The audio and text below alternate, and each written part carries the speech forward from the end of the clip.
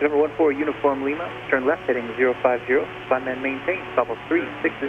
I was lucky enough to have the chance to fly this airplane higher than anyone ever has in the history of aviation, over 7 miles high. And what were your biggest concerns that day? You were entering a very dangerous zone. Decompression sickness, the time of useful conscious there is about 30 seconds. Did you have any concerns with the engine or the aircraft? Oil pressure dropping. Yeah, we did. We do have concerns. The fact that we code soak on all the parts, we don't know how they're going to work. Flutter is another concern. It's catastrophic, actually. We can't solve all those risks. Yes. You take them. We're expecting all the worst. And what was it that made you tell me stop climbing and start descending? Yeah, I was looking for three things, I would say. This is the full story of how we got that high. And if you're surprised it went that high, you're not the only one. Center goes, time for question. Southwest 400, go ahead. What kind of aircraft is that that's climbing to 35 that's trying to see how high they're going to go? A PA-18. Wow, that guy's a stud. How high was the PA-18 going? Flight level 350. He's currently at a 314. Wow. Goodness. Center, do you show a climb rate for Uniform Lima? November 14 Uniform Lima, I show a 400 foot climb rate. Absolutely amazing. Good job. Now, it's not as easy as you might think to get this little airplane to such a crazy high altitude, over 35,000 feet. Sure, jets do it all the time, but very few people have ever flown a piston-powered, propeller-driven aircraft to those altitudes. The air is very thin, it is very cold, and most airplanes and engines simply cannot do it. So, this is the full story of that sunny autumn day in California at San Luis Obispo Airport, where we taxied out in November 14 Uniform Lima, a Cub Crafters Carbon Cub UL powered by this Rotax 160 horsepower engine with a turbocharger on it to go ahead and set a world record for the highest flying Super Cub ever. Obviously, with all the logistical challenges in doing something like this, there was a lot of planning that went into it. So Paulo here is how all this happened. You've been working on this for about 5 months. 5 months. Yeah. Through all that, we were able to make sure that this A was possible, B was safe, and I guess C was a lot of fun for me anyways. I had a lot of fun. Did you have fun? I have a lot of fun. You had a lot of fun? Yeah. So tell me a little, like, what were your biggest concerns when we were going up? And what were your biggest concerns that day? Yeah, it's an interesting question. What is the biggest? Because it's a list of concerns. And I usually say that a project like this, the best thing we can do is to have all the concerns possible and talk about those concerns. And we can talk about all of those, but the biggest one probably is the aeromedical issues. Is that right? Okay. You were entering a very dangerous zone. The time of useful conscious there is about 30 seconds. 100 on the O2 and 104 on the heart rate, so apparently I'm nervous. And there is a risk of decompression sickness climbing to that altitude.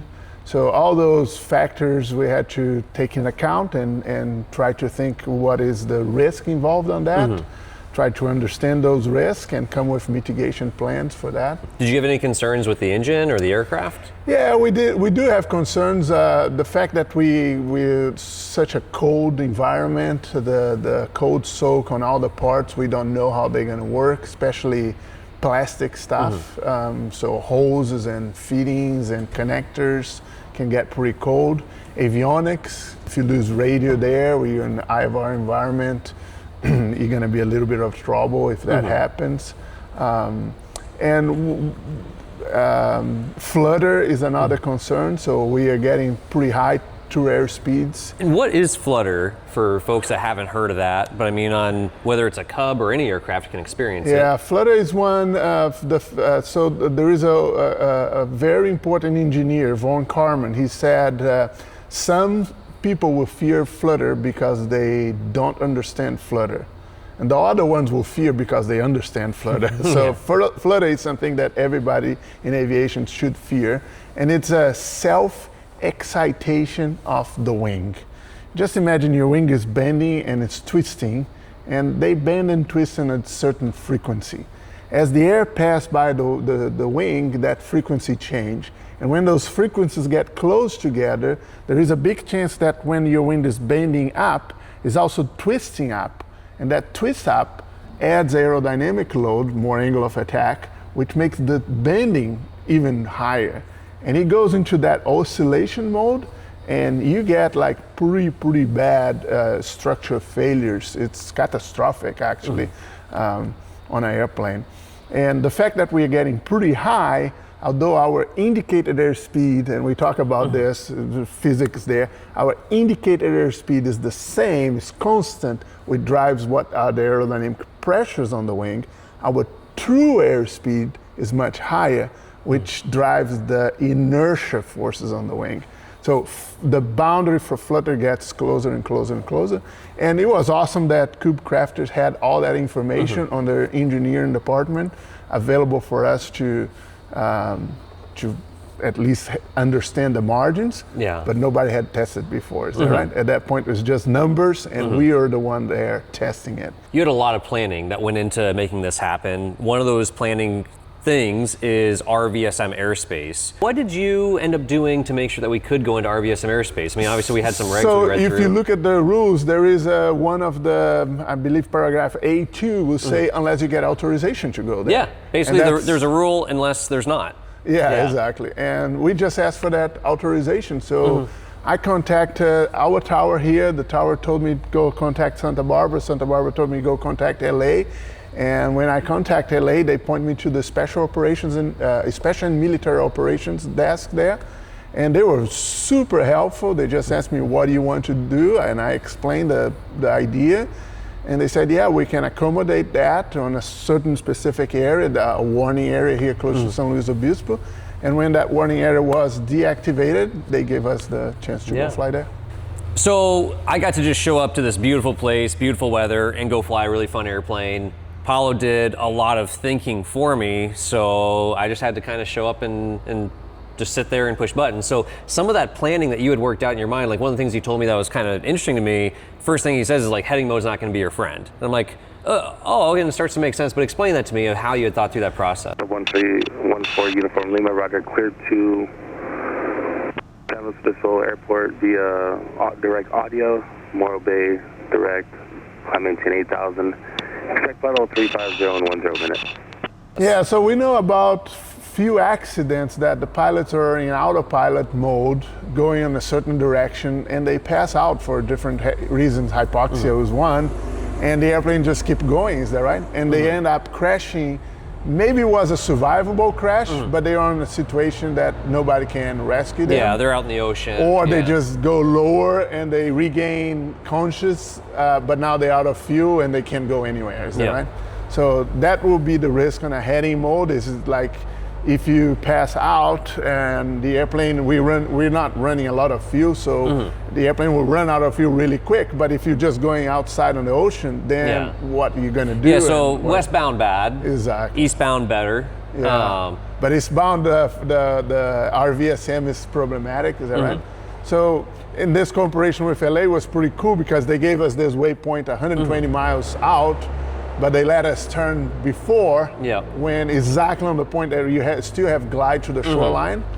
And it will be really helpful on the airplane if you can program waypoints, because then the airplane will not go on a heading forever. We'll stay on a certain area that we can help you on a rescue situation. Yeah, so ultimately the idea was nav mode. It's going to fly to those waypoints. It's going to turn around back to shore for me if I'm not conscious. It's going to be an indicated airspeed mode. And with an altitude bug, so we end up bugging 50,000 feet, so it would never capture and actually go into altitude hold mode. That way, when the engine quits after running out of gas, I'm somewhere over land. It's going to just maintain 61 knots indicated all the way down to somewhere where hopefully I wake up and go, wow, that was a nice nap, and then land somewhere. And I mean, you know, off airport landing shouldn't be a big problem. So yeah, that's the idea. And again, there are risks. You knew going into this that risks were there, and we can't solve all those risks. You take them, and projects like this is all about stack the cards in your favor. So talking about some of those risks, well, managing those risks in flight was certainly part of the game. I had to manage what my oxygen was. I had a nice little gauge right there that I kept reading off to Paulo every so often. Just looking for pressure, oxygen pressure, and fuel. We're looking at still about 1650, 1700 in the bottle. So he could record for me and see how I was doing on my oxygen consumption. I consume a lot more down low, a lot less up high, and he was just managing, making sure that we weren't going to run out during the flight. He was also managing my fuel for me. I just had to read the number of gallons remaining from the computer screen there to him, and then of course also verify up on the fuel sight gauges there. Another risk that we kind of encountered there, sort of an on-the-fly thing, was the pulse ox, both on the test flight the day prior, going up to 28,000 feet, and on this flight, stopped working at 24,000 feet. SPO2, questionable. My finger's not out, man. It's in the thingy. The other finger. So I no longer knew what my O2 saturation level was in my blood. So simply, you revert to old school. You look at your fingertips. Are they blue? Do you feel tingling on your lips? Can you do simple math problems in your head? What's 5 times 5?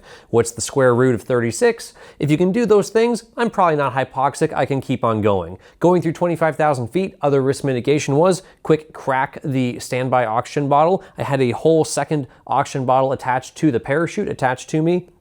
So 2 things.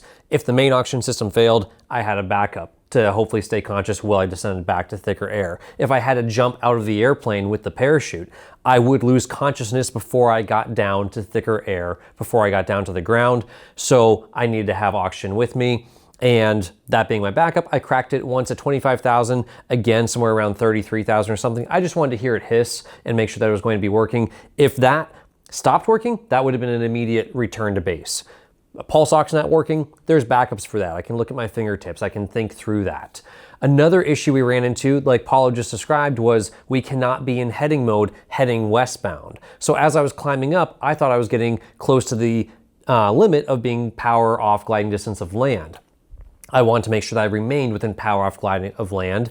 And although I was cleared up to 350 way earlier, I wanted to fly out and then start flying back towards land as I continued the climb, and the controller wasn't really having that. Center, Carbon Cab 140 Uniform, request direct tomorrow. November 14 Uniform Lima, Roger. Did you want to keep the climb going then, or did you want to start the descent? 140 Uniform, we'll keep the climb going 350. Okay, I can't do that going eastbound. I have to leave you westbound. Okay, we'll stay westbound for now. How close to shore can we get and keep that climb going? I say that one more time. How close to shore can we get? Could we take headings somewhat back towards shore? 0, Mike, sure. November 14 Uniform Lima, how close to the shoreline do you want to stay? 20, 25 miles would be ideal. Okay, if you want, I can give you a southbound turn, but I'm going to have to keep giving you turns. I can't leave you on I can't turn you eastbound when you have negative RVSM right now. 140 from there, Roger. We'll go ahead and take that southbound heading for now. November 14 Uniform Lima, Roger. Fly heading at 165. 165, 140 from Lima. Luckily, Paulo was managing all this stuff from mission control on the ground in this pretty cool flight test lab that they have set up there at the Cal Poly lab in San Luis Obispo. So he's listening to all the ATC comms. He immediately hears that I'm not getting what I want from the controller. I want to be on that flight plan or headed back towards land, or I want a eastbound heading. And he fired off a quick email to the manager at LA Center, and within a minute or two later, I had a new controller on that gave me the heading that I needed to get back towards land. All the while, he's on the ground doing a lot of the heavy lifting for me, making sure that I do remain within power off gliding of land. In fact, at 35,000 feet, this thing has an 8.3 to 1 glide ratio, meaning for every foot of altitude you give up, you go 8.3 feet forward if the engines failed. So we had a 50 plus mile glide ring or glide that we could do, especially with that wind coming gently out of the west, pushing me back towards land. So that was pretty cool. I wasn't going to be super upset if the engine did quit at 35,000 feet, because could have set another record for the longest power off glide for a Super Cub ever. That would have been pretty cool. Of course, there's other small little minor issues that occur along the way, like in thinner air, the autopilot starts to behave a little bit differently. Keep at least 2,000 feet per minute or greater. Yeah, end up straight, stick.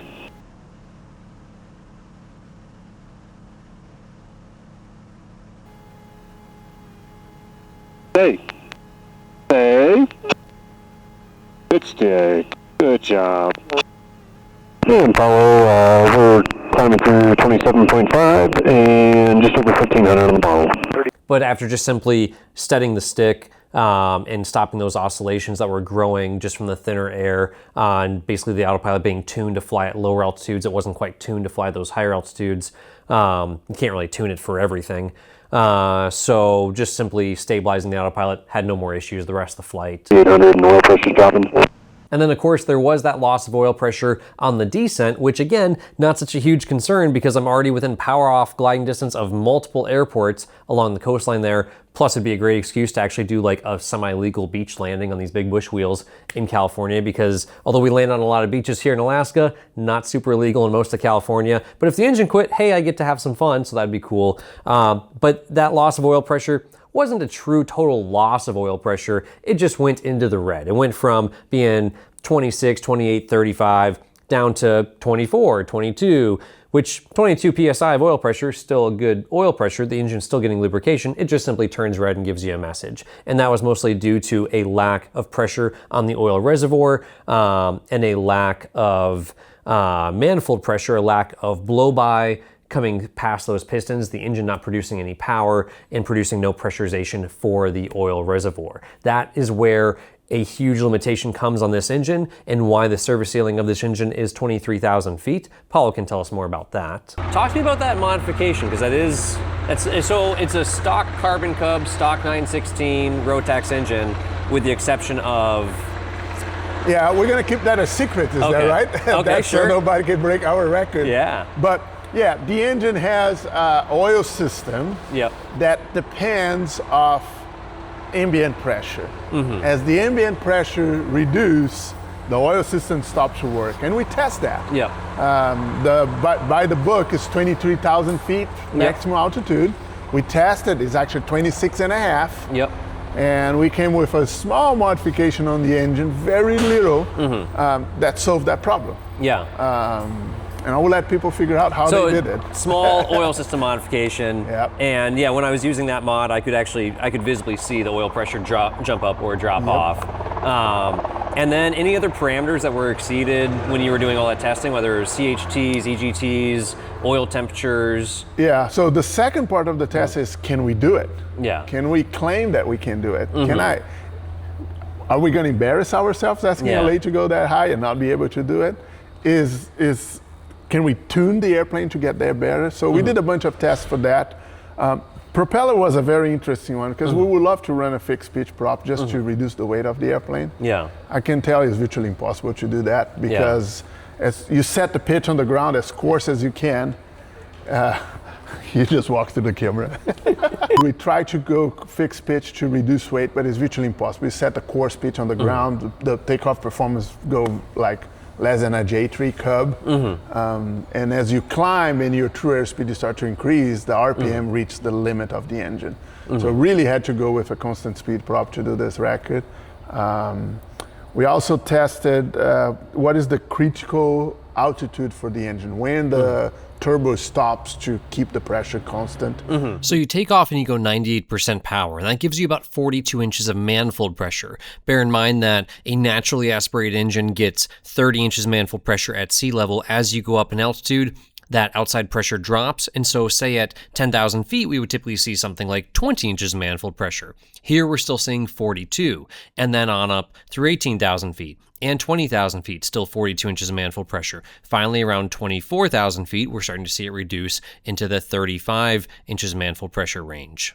So the critical altitude of a turbo is really at what altitude can that turbo make a consistent amount of manifold pressure, that 42 inches, until the air gets so thin, it's working so hard, but there's not enough air for it to squeeze into the engine, and the manifold pressure ultimately starts reducing. We identified that as about 20,000, 21,000 feet. That's where the turbo is working the hardest to boost the engine, and therefore you get the highest EGTs. So you need to be really careful with that, otherwise you're gonna melt the turbo. And when you got here, that information was there for you, right? It was. I mean, I can't really, like overstate that enough of like, I showed up, I flew the plane, I flew it twice. Did one flight to 28,000, and then we got the RVSM approval. Paulo filled me in over dinner on everything I needed to know. Yeah. And this is the teamwork, is that right? It's the teamwork. Teamwork, yeah. I mean, I was with my weight. yeah. I mean, I didn't even go on a diet to do it. Sorry, I didn't. Basically, I didn't do a lot of work. I just, it was super fun for me. Yeah. And a lot of work for you and the team. But I mean, it's much appreciated. Yeah, but those are the parameters, right? It's oil pressure, it's the turbo inlet temperature or the EGT of the engine on the Rotax. And try to understand where we're going to go with this. Rotax was very helpful with us. They look at the data of my test flights. They gave us some recommendation, and they opened the envelope a little bit for us. Yeah. So we use a little bit more than the Rotax recommend. Yeah. But they opened that for us and explained us how to use that. And that was pretty helpful too. Yeah. So that was like at 280. Normally we have that 5-minute limitation on 100% power, and it was like... And 29 inches, X. 280, time to go 100%.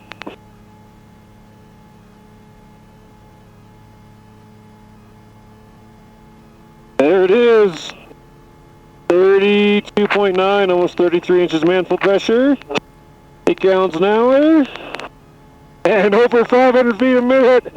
Heck yeah. It's like, hey, it's not going to hurt anything to just firewall it. Yep. And just keep going up. Yeah, we use 100% power for more than 5 minutes. It's very important people understand that we're doing this at a very high altitude where the turbo is not really boosting the engine more. Yeah. So the 5 minutes limitation doesn't apply anymore because we're not boosting the engine anymore. We're still going to 5,800 RPM, which is the maximum RPM of the engine. But again, because it's a constant speed, there is no really big risk of like surge on the prop or anything like that. So yeah, it's very benign for the engine at that condition. I think one of the most surprising things to me was it was a climb from sea level up to 35,000 feet, 98% at flight level 280, 100% power. And, temperatures got warm. They didn't exceed any of the limitations. And that's just kind of bizarre to me because anybody who's flown Cubs, Cessnas, anything, you don't climb to 10, 12,000 feet on an 80-degree day on the ground out of California, and you're going to step climb. Yep. I mean, so. Yeah, it's pretty amazing. And then the other side of that story is that, right? Yeah, the coming down. The other side is the story coming down. If you have an oxygen failure, you really want to come down fast. And the liquid cooled engine allows that. If you close the throttle and you don't care about shock cooling, you can literally put the nose down and go to the maximum speed of the airplane and get 3,000, 4,000 feet per minute? Yeah. And that's only possible if it's liquid cooled. It's not possible on an air-cooled engine, especially when the temperature outside is minus 50.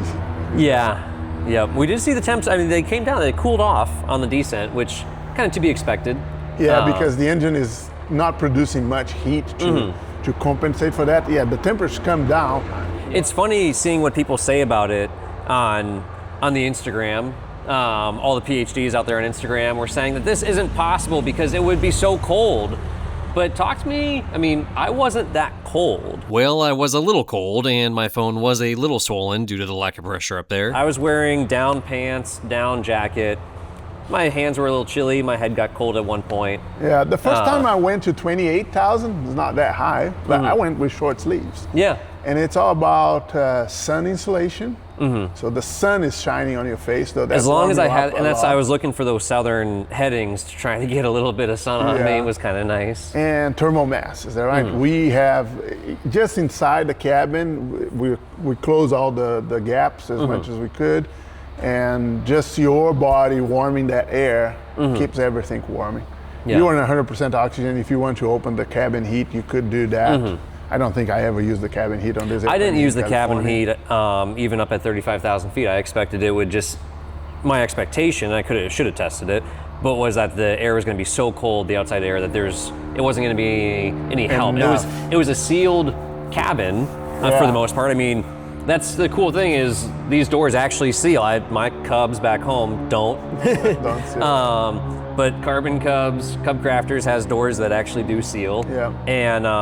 And just, not having that cold air coming in. Yeah. So yeah, the temperature, that was not a big concern. And I talked with other pilots that had experience on gliders and that stuff. And after a while, they need some insulation on their feet and something like that. They said the torso and your head stays pretty warm with the sun. Yeah. I think you touched the throttle, is that right? Yeah, so there was just the teeniest little air leak by the throttle. LA Center, Carbon Cub 1 for Lima, 270-240. Number 14, Uniform Lima, Los Angeles Center, descend to maintain 900,000 and lose the Vista altimeter. Actually, that one's missing. The Santa Maria altimeter 3002, more than 1 hour old. 3002 and descend maintain 9,000, Cub 140 from Lima. That is freaking cold, man. Don't touch that. That was bad. Throttle quadrant there, and that metal on the throttle, instead of touching the plastic knob, I just kind of momentarily brushed it, and it felt like I burned myself on a stove. Yeah, that's pretty interesting. Yeah, and so I mean, it was that instant, skin to bare metal at -40 frostbite, just a teeny little burn, and I was like, okay, don't touch that again. Touch the other part. Yeah. Yeah, and I think this is important to understand that. Yeah, we went that altitude. We didn't stay there for too long.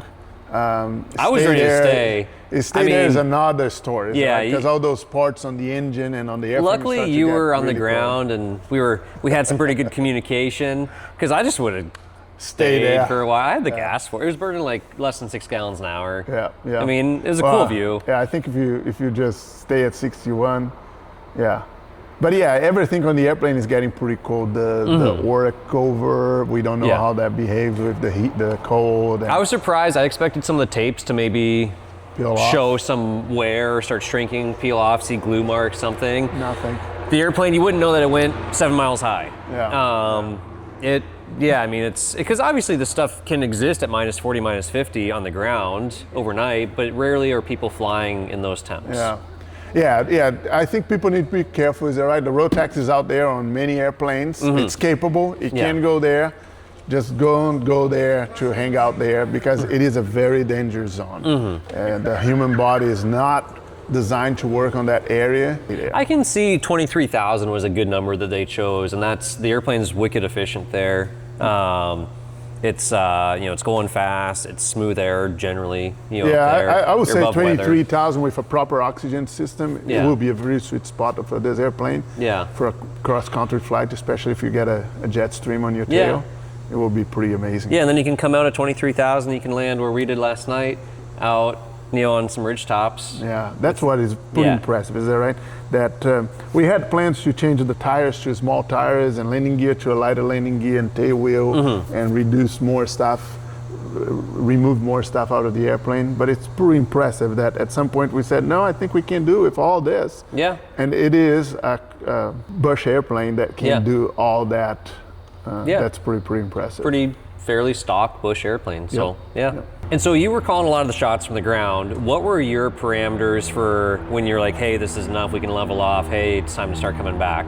Yeah, I was looking for three things, I would say. The oxygen level. Yep.